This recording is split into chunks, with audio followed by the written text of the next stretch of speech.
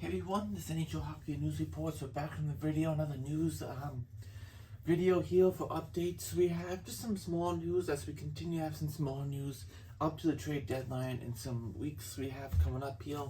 Just some news, injuries, things like that. Little trade deadline stuff, but definitely it will start to ramp up as teams don't have cap space, but we'll have to find a way to trade, add buyers, sellers, at the deadline. So we'll see what happens. It'll be very interesting how this deadline's gonna go. But just to get into the first subject we have is the Seattle Kraken. What a win last night for them. They win 7 games in a row. Last night, Seattle wins 3-0 over the Boston Bruins. This is impressive because Boston's been unbelievable. First place in the league this year. Have not lost a regulation loss at home until last night, and Seattle does it, making those 7 win in a row, showing how good Seattle's been. Last year, not good, but they got the guy they want. You know, Shane Wright. They get a top pick there. Yeah, Benil's in the first draft in 2021 or 2022. 2021. I'm sorry. And then 2022 they got Shane Wright, and they got some guys here. Of course, Shane Wright goes back to the OHL, but the team is just really good, and they added guys in free agency. They did some trades. They did some things, second year with them, and they have been unbelievable.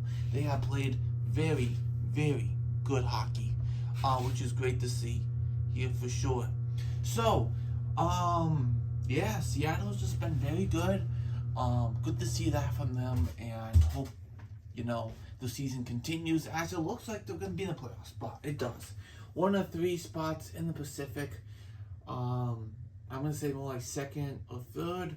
Battling there with the LA Kings. We'll see what happens there for sure. Vegas, they could, if they got a really hot streak like they're doing right now, continue that.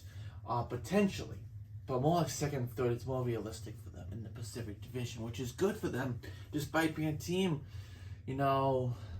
bottom 5 team in the league last year. So good for them to be what they are right now.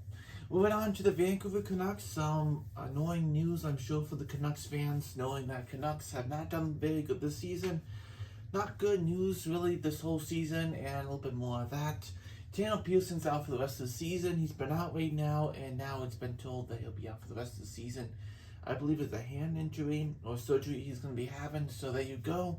And even Quinn Hughes comes out and says they didn't handle it correctly. So more just stuff going wrong with the Canucks, things between JT Miller's situation, how he's been performing and his attitude. And then you got Tanner Pearson, he's out for the season, and he was saying things haven't gone too well here with handling things. So, things are just a mess in Vancouver, and they got to do something. I think they should trade Horvat, and I think they should trade Kuzmenko. It's not because I think they're bad. It would be okay to keep them, but just to change the setup what they have.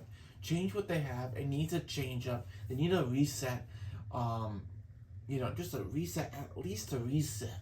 And get some guys in. Some younger guys, some picks, prospects. Is definitely what you could use here, for sure. So, Canucks, Horvat, you can retain salary on his $5 million deal.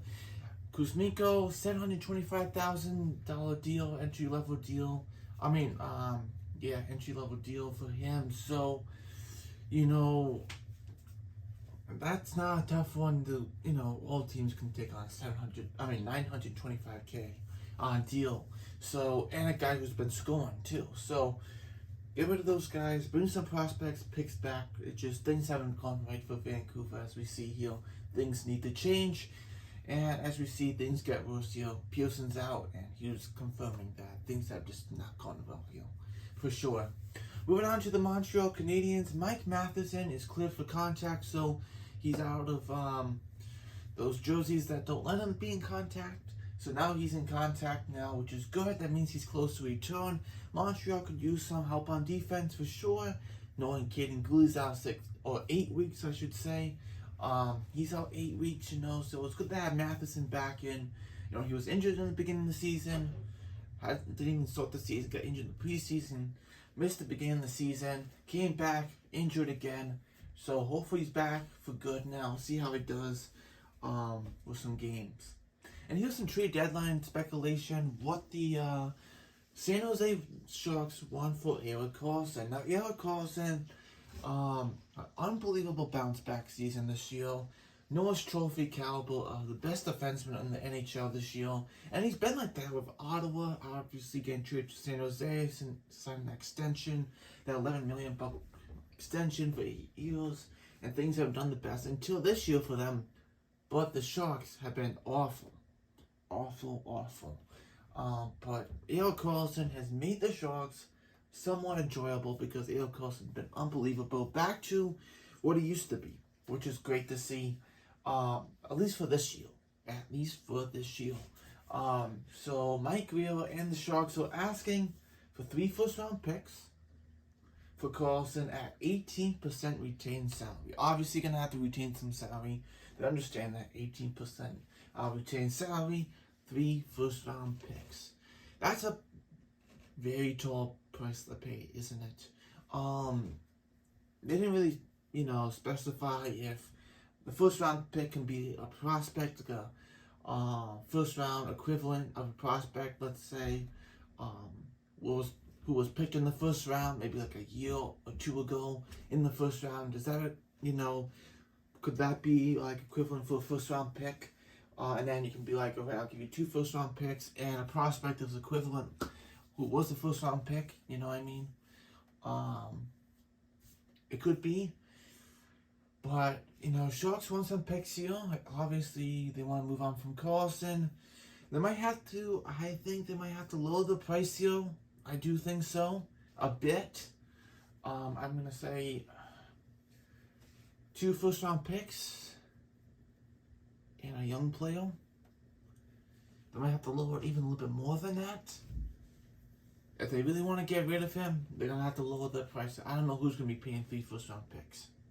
Especially when you have Jacob Kitchen out there, and he's worth 2-3 first-round picks at this point.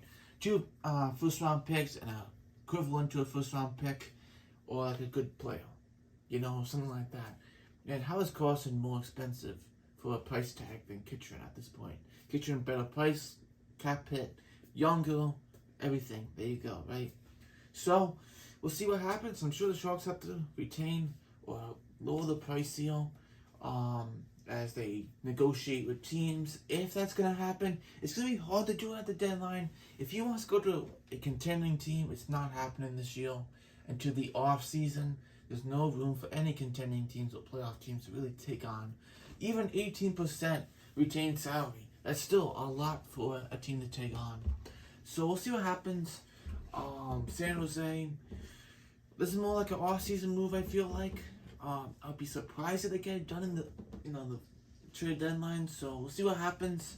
Obviously, a lot of things happening right now. We have the PK Subban return with Carey Price there too, which was great. Really good ceremony for him last night too. So thank you for watching. I'll see you next video.